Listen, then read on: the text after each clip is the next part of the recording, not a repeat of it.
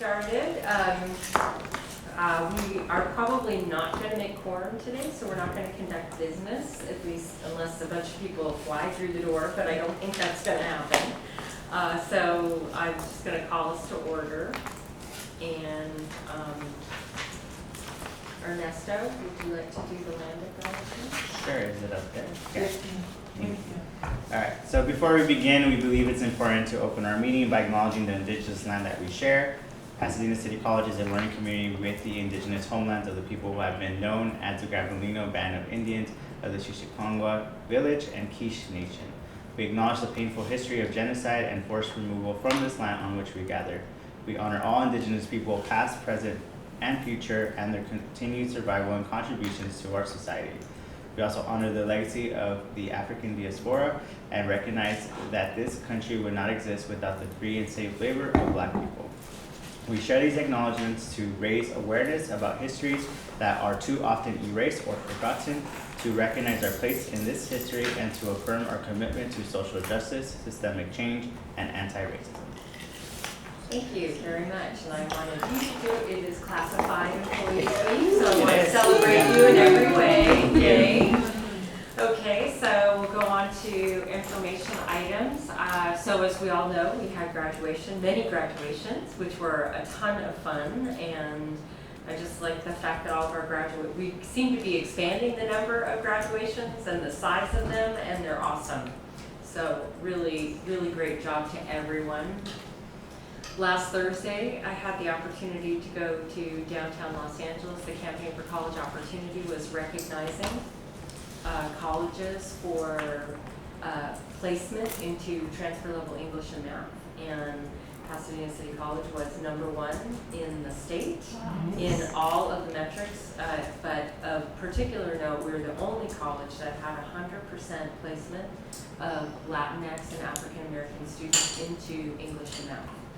No other college did that, so came home with a certificate plus a whole bunch of other certificates. So it was we were actually invited to speak, and Lieutenant Governor Eleni Kounalakis was there, as well as Jackie Irwin, who is the primary author of AB 705, and now there's AB 1705, which I'm still not entirely clear how it's different. It's, supposed to be about choice, but it still feels like it emphasizes the same thing.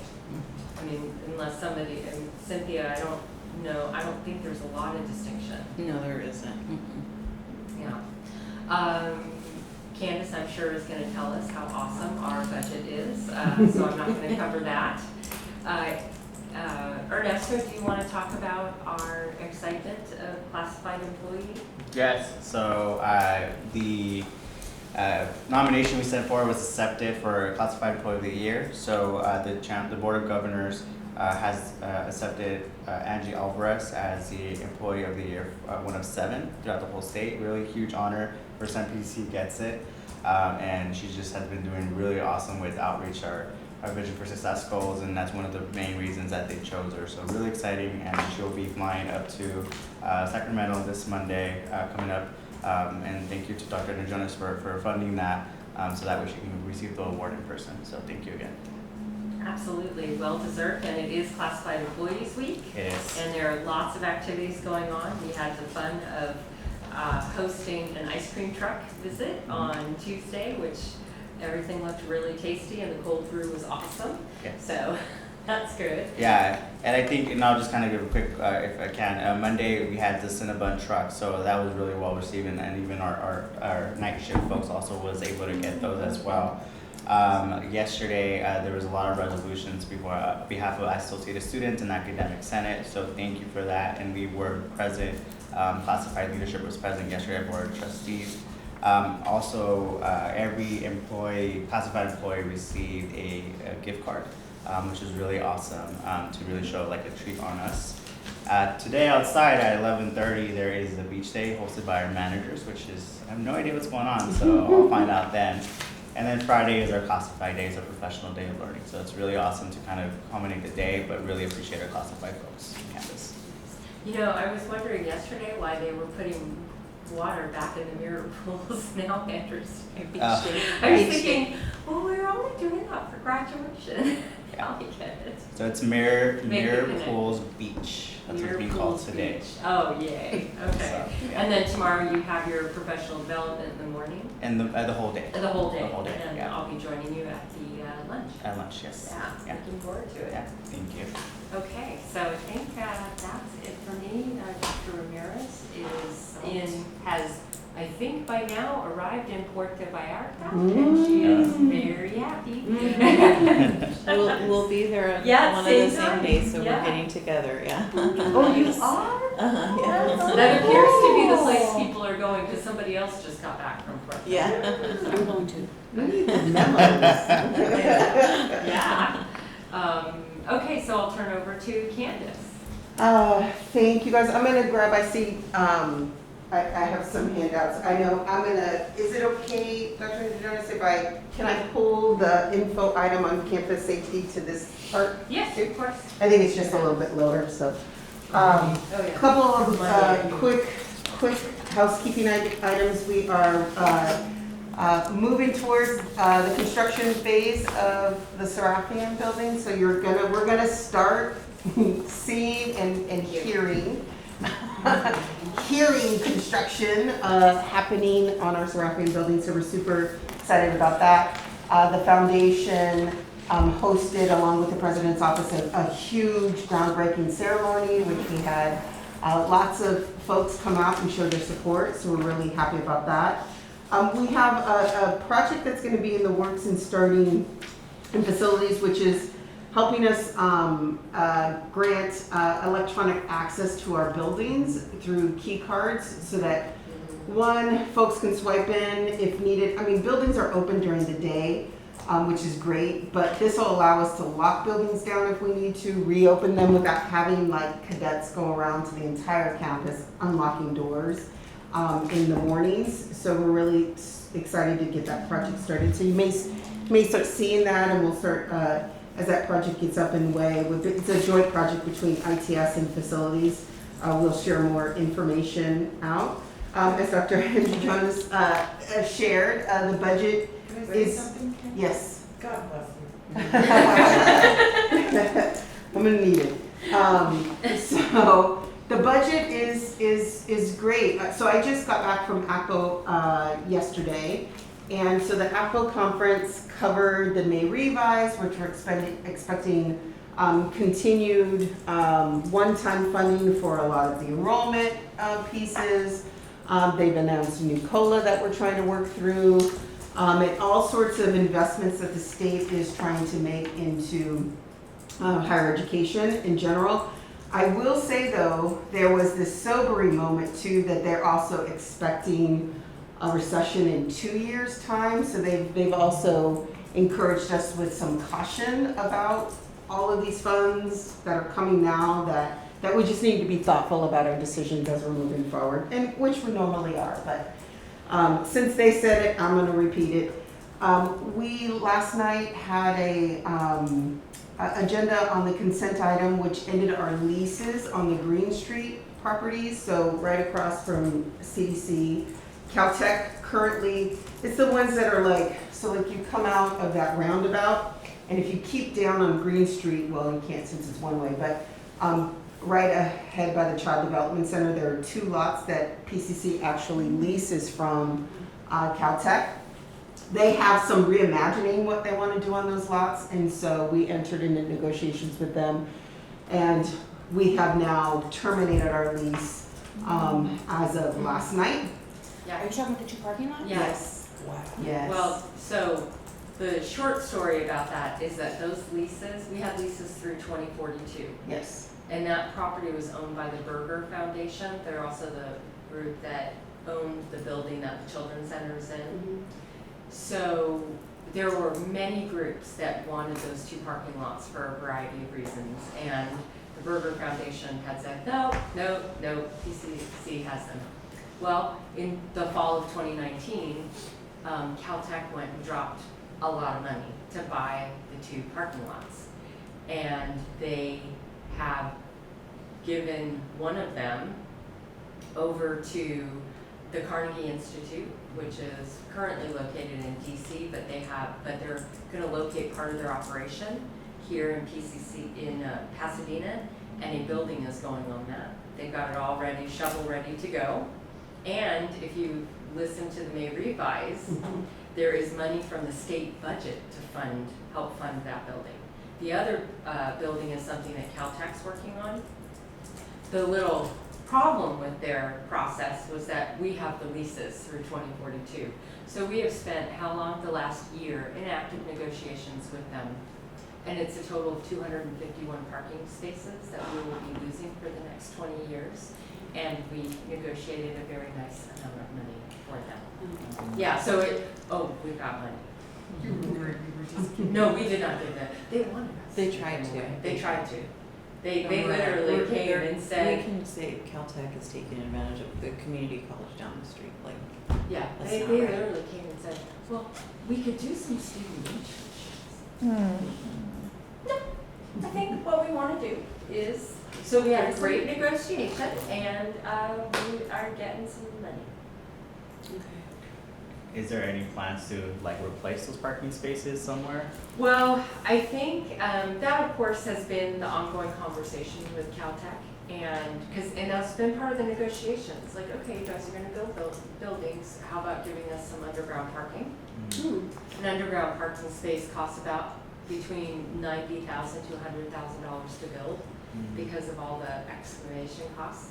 So that's one piece. The second piece is that as we go forward with our facilities master plan and the EIR, part of that is parking study. So we actually don't know what our parking needs are, especially since before the pandemic, we had less than 10% of our courses as online.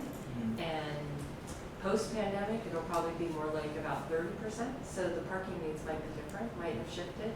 And we are the end point of the North Hollywood to Pasadena bus, and it's a rapid transit bus. So there are going to be, even though it's not good for Crystal because it goes through Eagle Rock. Thank you. I'm going to always acknowledge the fact that Crystal is not happy because it goes through Eagle Rock.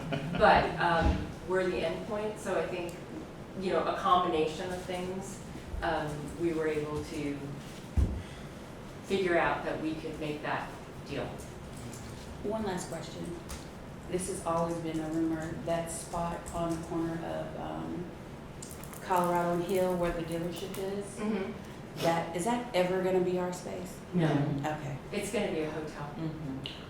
The Yeah. brother and sister that own that lot they won a lot of money for it, and they got it. They got it, yeah. So right now, I think that's in the planning commission right now. It's going to be, well, what type of hotel it's going to be has changed several times since I've been here, but I think it's going to be like one of those high-end boutique hotels. I think that's the last thing I saw. Yeah. I saw in Pasadena now. Yeah. So I'm sorry, I stole your thunder. No, it's just, I don't know that we had a lot of choice. We need to be And good so, neighbors.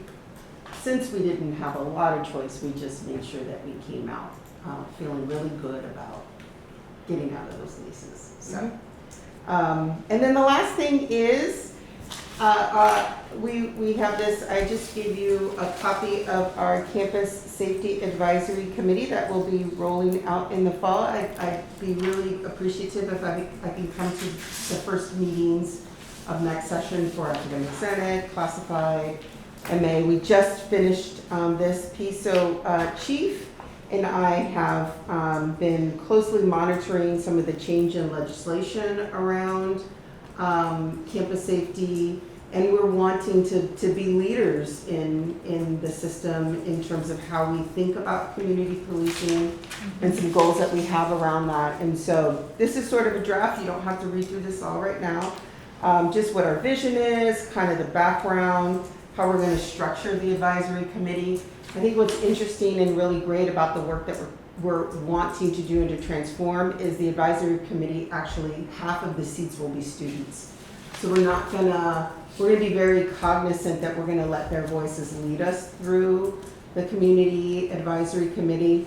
And it's not a formal committee under shared governance, but it's more of advisory to business administrative services since campus policing falls under our umbrella, and we want to find a way to make sure that we have an avenue for folks to not only give us input, but as concerns arise, that they have a mechanism to do that.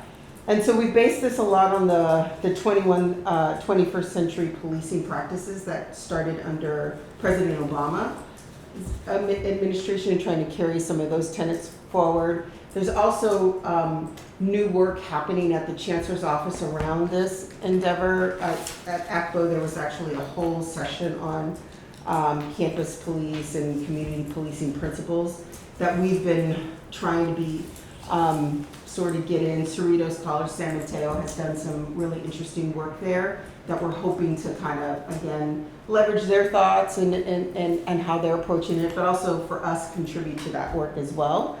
And then we just talked about the membership participation. We'll have a process in fall to call out to the community. So that's why that first moment maybe on those meetings to try to describe that process and how folks can sort of raise their hand. But being really intentional, again, that half of those spaces are going to be filled by students from various groups. So at ACPO, did you all go over the changing We did. Title V requirements? We did at a high level. They have kept most of them intact. That there has to be an advisory committee. They have removed some language around body cams. That was like that language has been removed. But by and large, most of it has stayed intact. They're not currently in. They're not finalized yet. Well, and I think the issue around body cams and some of the other requirements that they wanted to put in there is that those are negotiated items. Mm-hmm. They are working conditions, Mm-hmm. and so it's not that you can't want that, Mm-hmm. and you can't articulate that that might be a direction to head in, Mm-hmm. but to put it in Title V when Mhm. it is something that has to be collectively bargained, was, Mhm. you know, the CEOs gave a lot of feedback. Like, Mhm. get it, understand, and collective bargaining. There's no Mhm. statewide collective bargaining for Mhm. the various ways that we do campus security, Mhm. so. One of the things that they shared that was a challenge outside of that piece, which is huge, is that not all campuses have sworn officers, and only sworn officers can wear body cams. So that's first. And then some of the community colleges actually contract with other agencies, and we also can't require it for them. So there's a lot of rich, robust conversation in the room related to that. That it wouldn't have the wide impact there in that legislation because it doesn't impact most of the community colleges, only the ones that have sworn officers. So they're just sort of, that doesn't mean that those can't, that we couldn't make that decision. Doesn't mean, it's like the minimum bar, right? So they were just sort of like taking that out so that if that's a direction we want to pursue, Bob, as our chief negotiator, would work with the POA on those conversations. So we're excited about this. We're excited about sort of the commitment that we're going to ask of folks. The sessions that will be held will be 90-minute sessions where there's a learning moment because there's actual laws and things that have to, like as much as we may have thoughts about how something should change, there may be like federal or state regulations that prevent us from doing that. So making sure that first we're all on the same page about whatever topic we are bringing up, and then go into a real listening, collaborative moment to kind of work through whatever issues are that we'd like to raise. Candace, Yes, ma'am. I'm the statewide president for a Latinx association, Mhm. and one of my colleagues, they want us to host a webinar on policing, and there was just a report released 3 days ago. It's 99 pages, so I haven't read it all. But I'll send it to your group because it is, it's called Futuro y Esperanza, Latinx Perspectives on Policing and Safety. That would be So I'll greatly send And it. is that germane to college campuses or in general? It's in general, but Okay. it gives really good data. Great. A survey was conducted, Mhm. and Great. then it has recommendations. Mhm. Sweet. Please Nice. forward that on. Okay, great. And then all the references of the documents that help to support this are listed on the back. The Title V. Yes. Manuel, you got anything? Awesome. Yeah, I was wondering if you could explain a bit more about the body-worn cameras being removed from, you mentioned Title V? There was some, so on the link on the back, there is some there was some proposed language in, for Title V under, so the link on the third link, if you click there, you'll see there was some pending regulatory actions, some changes to the Title V around campus safety. In that original language, there was some language around advocating for the use of body cams or requiring. Requiring it. Requiring is probably the stronger of the words, requiring it for folks. It has since been removed from the proposed language because it's not something that is applicable to a broad sweep of folks, because only sworn officers can wear that, and many campuses don't have sworn officers. And the So- distinction is that a sworn officer is somebody who can arrest someone. A sworn officer is also somebody who can carry a weapon. We have sworn officers who do not carry weapons. But it wasn't, so the gentleman who was speaking and the two police chiefs that were there didn't say that it's not that, those things could not be considered. They're just not going to be considered as a part of this legislation. Because this has to apply to all college districts, so if not all college districts have the ability for what campus is saying, then they can't have it in Title V. Is there information as to which districts have used body-worn cameras? And I would like to know Okay. which operating system. I certainly don't know that off the top of my head, but I can absolutely try to figure that out. I don't know that a lot have gone. I know that the gentleman who was at Cerritos College, they have just, so one of the chiefs there was from a sworn officer, like they have a police department, and then the other gentleman, the chief of, what was it, San Mateo? They don't have sworn officers. So the chief from Cerritos had spoken briefly about they're just starting to pilot that action. But I don't know what the numbers are, but I could see I could ask the gentleman who's leading the collection of feedback for the Title V changes if he has any numbers related to who's gone in that direction and who hasn't. So I can put that as an action item on my part. Okay, thank you. You're welcome. Yeah, because it would be interesting to know how many, like I know when I was in the LA district, we had a sheriff's contract.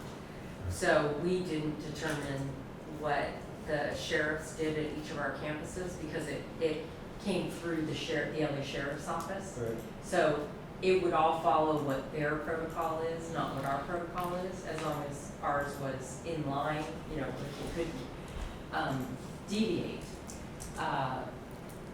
But so that would also be interesting to know how many districts are still contracting with an outside law enforcement agency for their campus policing needs.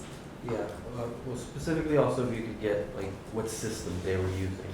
Sure. You mean So, like body what cam actual- system? Yeah, so like Okay. Axon, MBARS, or what was it? You're gonna have to teach me. Yeah, exactly. You might know more. So I'm gonna pull on, but absolutely I can ask that as well. I can certainly ask the chief at Cerritos what they chose to go with. Thank you. You're welcome.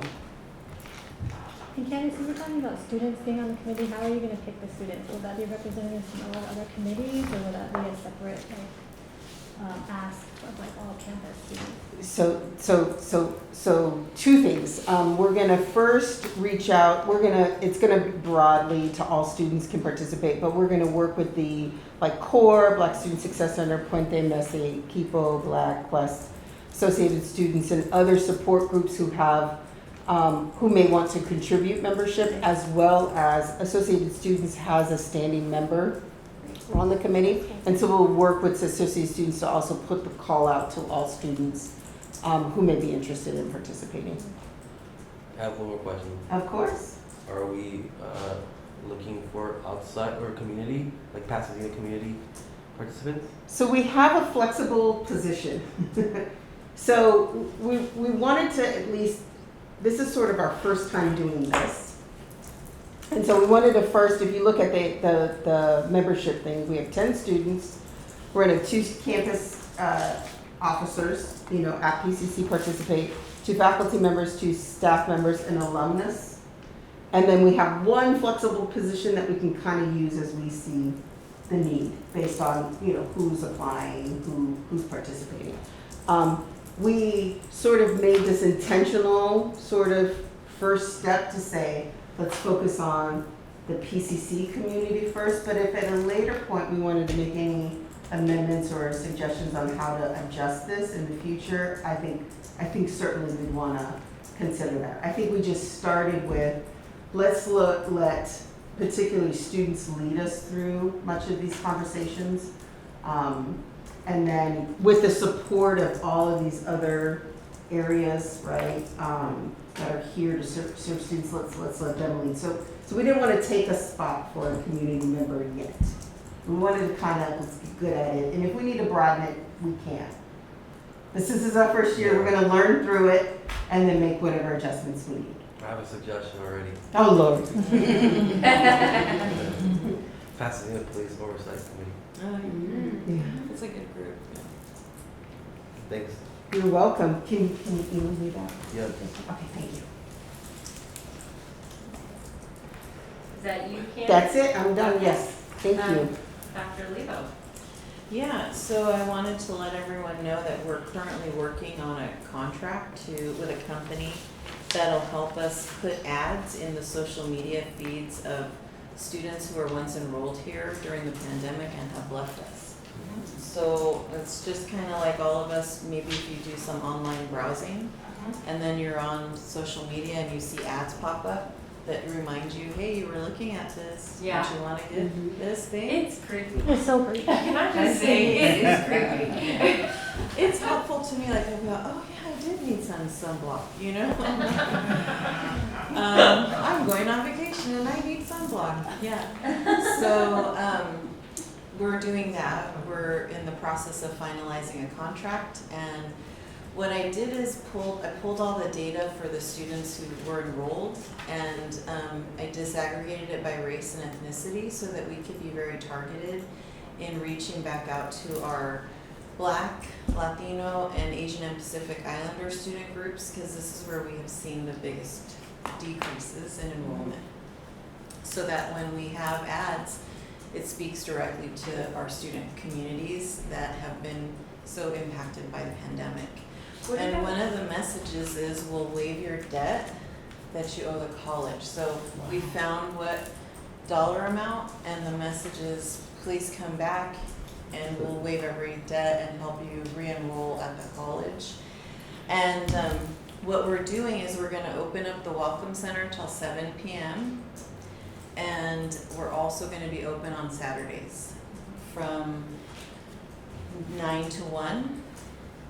So that when we have the ads out there, when students need to come in and have someone walk them through the process of re-enrolling and picking classes and registering, they'll have people here to help them. So if we looked at, I'm just thinking about intersectionality, have we looked at like core foster youth? Are we looking at that too as another way to We do. that We outreach? do. We Okay. provide all the coordinators All and the programs? programs, Okay. race of their students. And that really helps us a lot with the students who are affiliated to programs, Mhm. right? For this particular campaign, the company wants us to give them like 3 lists. Okay. So that's what But are we focusing on unaffiliated? not unaffiliated right now. It's just, there's 6,000 Latino students that have left us. There's 4,000 API students, and there's like 500 Black students. Okay. With the waiving their debt, is that something that, are we waiting for that campaign, or can we start telling students now? No, we've been waiving the debt for students for a year now. Nice. And the process is that whoever a student meets with, a coach, a counselor, all they do is they email me and then I work with the student bank to authorize it. And we just make sure that the debt was incurred during the pandemic. If it was before the pandemic, we don't have federal CARES funds to help us relieve that debt. Thank you. Do y'all know where some of these students went? Or is it just, We I don't know. know, we don't know, that's. I know one, Yeah. Glendale. Yeah. I mean, a lot of them went to other schools because Yeah. they couldn't afford to pay whatever fees they had. Here. Yeah, during the pandemic. A lot of our students have gone to work because it's a Yeah, 'cause real, there's real. Yeah, sure. so Yeah. much money. Yeah, exactly. Yeah. I know Glendale has lost enrollment, so it is easier to navigate too, because there's such little As well. students, right, 8,000. So here's what else we're gonna do in student services. We're gonna hold a student services fair the last Thursday of the month, starting in June. So June 30th is the last Thursday of June, and we're partnering with a community org called Hood Liberation. And Hood Liberation has like 4,000 followers on their social media feed, and most of the followers are right here in Northwest Pasadena. So we're relying on, this partnership to help us also get the word out in the community. And I have Stefan McGrew leading this, because he's a really, really amazing just event planner. And so he's titled it Thirsty Thursdays, and we're gonna have different juices. So we'll have fresh juice, boba, tea, things like that. So then on July 28th, we intend to partner with Pasadena and Espanol, another community group. And then August 25th, potentially the Flint Ridge Center, which is our very own local, like, Homeboy Industries on a very small scale. And then on September 29th, day one organization, but I have to talk to the director still. So we have different community groups that we're partnering with on the last Thursday of the month. And really this idea came out of my meeting with the Associated Students. Because AS said, Dr. Olivo, because student services is in all different buildings, it's hard for us to figure out what are all of the resources available. Right, it's the food pantries in the R building, the Lancer Care is in L, and the FRC is in CC. And so we're just all gonna be in one area, one day of the month, at least to get started with something. So people can see, students can see us all in one place. Thank you. Yeah, thank you for letting us know that. And I think those are the most important. I met with Alfred Herrera, Vice Chancellor of Transfer Partnerships for UCLA yesterday with Tanika. We're reviewing our contract so that we can renew it for this academic year. And then our new Associate Dean of Student Services, Dr. Jeffrey Alexander, he'll start in 2 weeks. I'm excited about that. And then we have Nicolette McGrew, Chris Hollis, Chris Chow, our new employees are in admissions and records. We're really very pleased to get these amazing people into permanent roles. And then last night, Carol Calandra was approved as the director for the Veterans Resource Center. So we're moving along. Great. Any questions for student services? Other than, since the last time we met, we had an amazing Family Resource Center end of year graduation, core graduation, DSPS, and next week PASS program. So the fun continues. I have one question. Yeah. So we have this idea of having a fair as well, services fair, but at the Foothill campus. Would that have to go through you or Dean Dr. Swatz? Well, it depends. Do you want the students to learn about the services available at Foothill or from here to Foothill? Well, possibly both, We can collaborate. but specifically for non-credit Yeah. courses and programs that are there. Then I'd say Dean Swatz. Okay, Uh-huh. thanks. Thank you. Okay, great.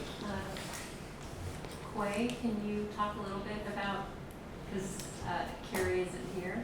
She's at that amend thing, Yeah, she's right? at the event. Yeah, it's Do you want to talk about that? Yeah, so it's super exciting, and I think it's been going. This is more than 1 year, but we're going to be participating in a Ghana trip. That's going to happen next year, I think so. It's in September. September. Yeah. September of this year? Yeah. Yes, so it's happening very quickly. And so a lot of community colleges are participating, and thanks to Dr. Andranis, we're going to be sending a cohort of at least 10. And the word is already out, so lots of folks have already been getting really excited about it. So Carrie is on the webinar today just to get the logistics part of it. And so we'll be figuring out some process for applications or folks applying or And Candace in telecom. Mm. And so we're pretty excited about that. I think Carrie wanted to mention that we are really moving forward in the fall around our PD efforts with faculty, overseeing the new faculty seminar. And this is an exciting year because we have about 25 new hires that are coming in fall as well as mid-year. So it's a pretty big cohort. So we'll be working alongside the faculty coordinator and instruction to build out a really robust program for the year, and in collaboration with that, with the Community Excellence Grants, there's efforts for doing something for adjunct faculty also, and so they got a small grant from the Community Excellence group, and then we're going to supplement and try to do some collaboration. So having times where both adjuncts as well as full-time faculty can get together and figuring out intentionality in terms of what kind of foundational trainings that we want all of our faculty to have. So that's pretty exciting too. I think on the equity, I reported last night, we're well on our way in our new student equity plan. We'll probably be coming to College Council early fall, August, September with a draft along with our classified senate going through that governance process. So we'll be sharing that draft. So you'll see in terms of goals and new data has been released by the Chancellor's Office. They're moving towards a cohort data, which is exciting. So we'll be able to really follow students in their trajectory and in terms of like where they get lost or where they get stuck. We'll be able to present on that. And so maybe at some point Dan and Crystal's office can come and present on that data. So and I think Carrie had a few other things, but I wasn't. And is the student equity data and the Vision for Success data still different data? Yes. Yes. I mean, there's some overlap, but it's It'd more. be so nice if we were working with a single set of data. Yeah. It's crazy. No, that would be too easy. That would be too clear. Yeah. And they've hired, the Chancellor's Office has hired West Ed, which is like an outside entity to kind of oversee that data, because we had a lot of hiccups in the last round. So hopefully it's going to be smooth. And so we already have our data for PCC, and so I think Dan's working on kind of digesting that to make it a little bit more. How is our data looking at this point? It's pretty much the same in terms of Okay. our gaps are. We've made progress on some metrics, actually on 3 of the 5, but our gaps have also gotten bigger in terms of our Black African American students, and 2 of the metrics for our Latinx students have gotten bigger. So it's been kind of like a good and bad kind of picture, but there has been some progress. Yeah. All right. Awesome. Well, I think we will go past the discussion of possible action because we don't have quorum. So that leads us to Student Success Standing Committee. Yes, and this Oh. is Quay and Maybe that's Sheila. Sheila. Yeah. That was right on a little late, it's 11-ish. I'll start though. These are just our. I actually have handouts on this too, if folks want them. Oh, yeah. Yeah, I made copies of what Sheila sent me. Sorry, thank you. So Sheila will come and talk about the first 2 portions. But I'll talk a little bit about the inquiry into student experiences, and I'll tag on to what Dr. Olivo was talking about in terms of student services. So we've been conducting a lot of student panels and focus groups within the Student Success Center throughout fall and spring, mostly in relation to our student equity plan. But a lot of it also had to do with re-entering, coming back on campus face-to-face, because during fall, students were still trying to figure out things, and so we were trying to make recommendations or get students to provide recommendations on how to come back onto campus. So there was 3 things that students really talked about. One was demystifying services, and so this is a lot of what Dr. Leva was talking about in terms of marketing, in terms of emails.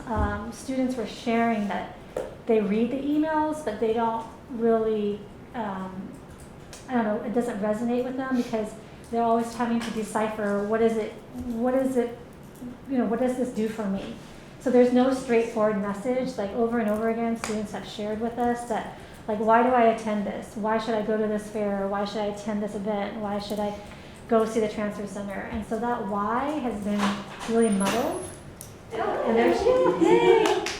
Waiting for me. Yeah, and so in terms of, for example, tutoring, they really want more of those like small bits videos of like what does a tutoring session look like from start to finish? How do I sign up? What is going to happen when I walk into a session?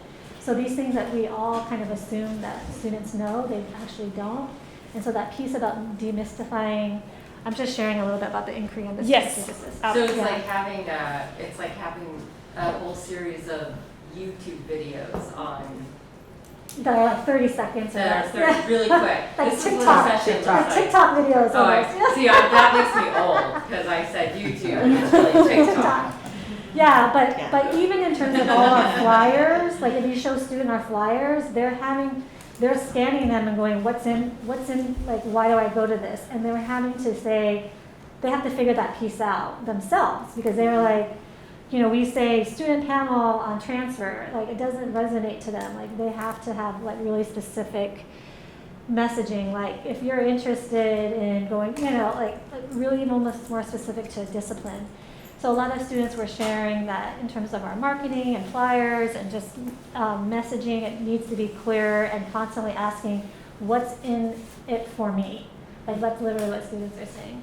I think the other part was engagement and learning, and this related to faculty and their experience and online classes as well as in-person classes where they really did share that they didn't, like it was from one end of the spectrum to another where some classes they felt fully engaged and were fully learning, and some it was just like completely checked out, and that they would like more faculty support and really having more consistency and and then that engagement and learning piece. And I think that third is, which I thought was most interesting, was the connection. Was a lot of students shared that because of COVID, they don't know how to even interact in the classrooms, and that they really need folks like staff and faculty to create intentional ways to teach them almost to readjust to being with other people.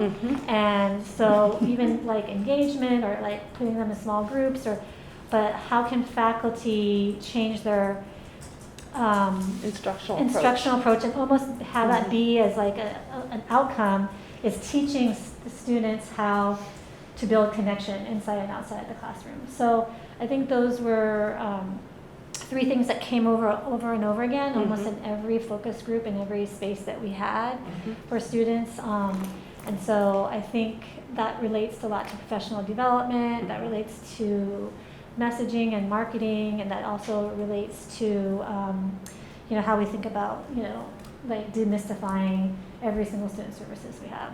Yeah, and I'll pass it on to. No, great. Thank you, Quay, for that. And whoops, sorry, I had this on so you would let me know when to come here. So my own experience teaching, I had 3 face-to-face classrooms. Very much the first probably 6 weeks of the semester, the students just did not know how to interact with each other, like eye contact, basic human interaction.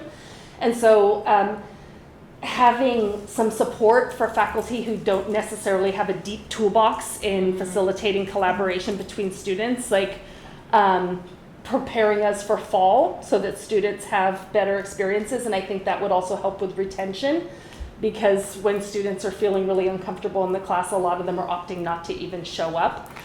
Actually, the Chronicle of Higher Education had an article today on the same topic, and they were talking about how students are coming in shell-shocked from 2 years of online experience with mental health issues, with lack of collaboration, with feeling fully disengaged from their Zoom classrooms. And so they're almost like tentative to step foot on campus, which is why I think we're experiencing these super low face-to-face enrollments, right? And so that speaks to the marketing of like, how do we coax them back and let them know they're gonna be okay? There probably also might be something like entering an environment where a student's not validated, Yep. right? Yep. That shock of, well, if you've been at home maybe with an environment where you are surrounded by people who Yep. know you and care about you, and then you go into an environment where that's not necessarily evident, Mm-hmm. it's not like you want to engage as a student, right? Yep, So then that absolutely. could be the whole, I'm holding back in the classroom from socializing. Yep. Because that's all going on in your head. I was mentioning to colleagues that I hadn't been in a store, and I forgot that I usually get profiled as a shoplifter, and I get followed by security. Yes. And the first time I went into a store and that happened, I remembered like, oh damn, this happens, you know? I took my merchandise from one area to the front, and they were, oh, are you done? I said, no, but I want him to stop following me. So I'm just gonna put this down, and then I'm gonna continue shopping. That's World Market right here down the street. Oh, no. I'm just saying, there's Yep. other things that maybe the Chronicle Yes. and people don't understand that also is Yep. happening. Yep. Right. Yes. And I do think that it's not just the classroom, right? So what Quay was Yeah. saying about, they talked about wayfinding. So as Yeah. soon as students like leave the parking lot, what are we doing to like welcome them and guide them in a kind of, you know, really supportive way onto our campus, to student services, to our classrooms, in digital ways as well as, right, like Yeah. messaging and signing, you are our students, we want you here. Well, and it would seem like one of the things we need to do too is we can come up with, you know, the sandwich board signs and digital and all that. But I think what's really important is that we go back and we refresh them every 2 weeks or whatever, because they go through weather, you know, it's sunny or it's dewy in the morning or what have you, and after a certain amount of time, it just looks like nobody cares, you know, or, Yeah. oh, well, just take a picture. Like, I think that also is part of it too, like, Yeah. it's, and I think it's especially important when you have construction sites on your campus, because they are eyesores, and they have it, they can be very off-putting, I think, for people who are not familiar with the campus. I Yeah. think people were more comfortable with a building that was empty for 8 years than they are with fence. Yeah.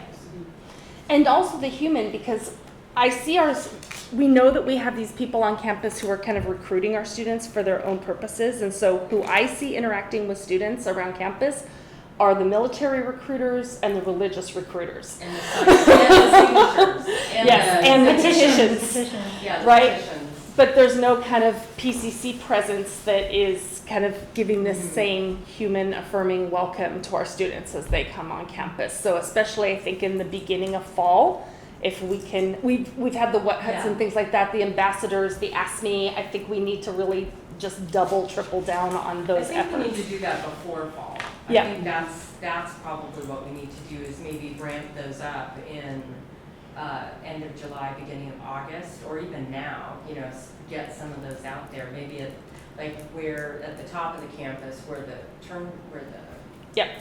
circle is, traffic circle, Mhm. and then maybe here and maybe the exit out of 5 or something. So those are kind of temporary, short-term, let's bring our students back into a safe environment.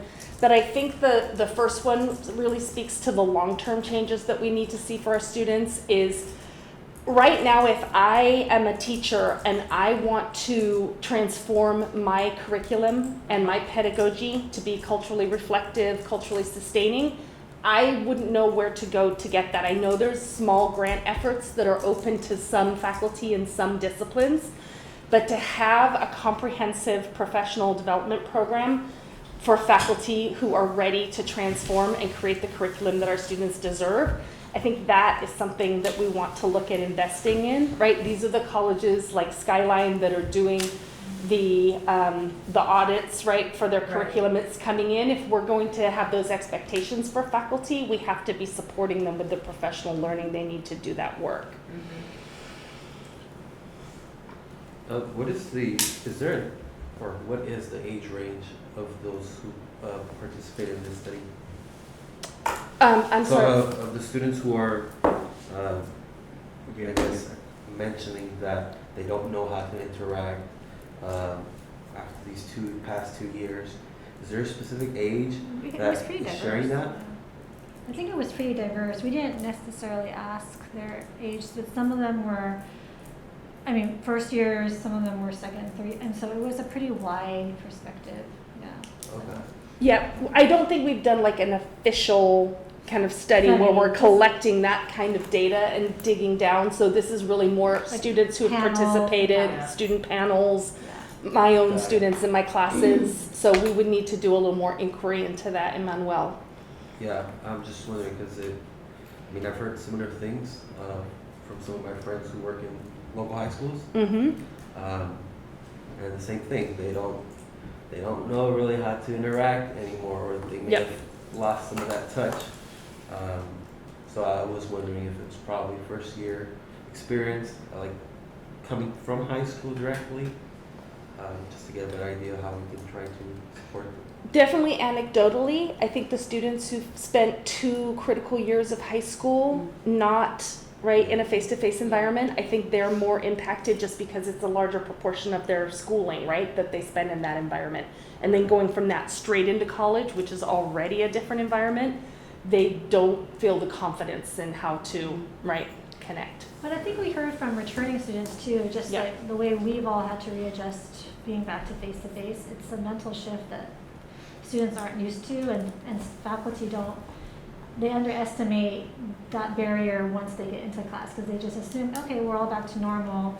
But for students, it hasn't been back to normal. Like, they're still like mentally and emotionally like, oh, this is a little bit weird. I don't want to do this pair and share right now or whatnot, because I don't know how to even interact with the person next to me. So we're finding that with returning students too, and at least, yeah, within our conversations. Thanks. I think Guided Pathways had really great momentum before the pandemic. And because, of course, we were just in that panic moment about how do we get everything online, we lost some of that forward momentum. And I know that there are areas on campus that are doing lots of good work, but I think the faculty, to a large part, are disconnected. So when we were doing like our program map pies and program maps, right, and things like that, we need to kind of get back to those efforts of integrating faculty into the work. We have so many incredible student supports on our campus, but our students tell us over and over again that they only learn about them if their faculty are intentionally connecting them with them. But if faculty are not educated about them, then they don't have the information to share. And so where can faculty get that information? If we can create like a menu or a calendar for division and department meetings where like, hey, deans, at the beginning of this meeting, please introduce PCC Connect. At the next one, the Success Centers. At the next one, Lancer Care, right? So that we have this kind of like organized plan about how to educate faculty. So would it be possible to put together some sort of compendium of this information that faculty could drag and drop into Canvas? Yeah. Yeah, well, we already have the e-syllabus that Okay. has a lot of it. The Okay. problem is, I don't think, again, we were getting It's great changing. momentum with the Yeah. e-syllabus, and then the pandemic, right, pooped on everything. Yeah. So how do we get back to these efforts of, messaging? Yeah. This e-syllabus is a fabulous tool, especially for our adjunct faculty who don't always have the time to get to as Right. familiar Right. or attend those meetings. So I have to go speak at San Yes. Marino Rotary, so I'm sorry. No, no that worries. I have to leave it. This is really important information because I think what we need to do is really turn the corner and maybe change our phrasing about it's not that students don't want to come back necessarily, it's that they don't know how to come back. So we're gonna focus on the how, and the health and the how, or something like that, because it makes complete sense, really. Right. And also that faculty need the tools, Yeah, right? absolutely. To give them the best possible experience, right? Well, Yeah. I also want to interject though, that's also our Staff and our staff, too, yes. because Yeah. there's a lot of staff on campus, and I think the name tags were a good addition to say, hey, you work here, I have a question for you. Yeah. But I think this should be a campaign for when we start in the fall, we have shirts, we have swag, whatever it is, so you Yeah. know you work here.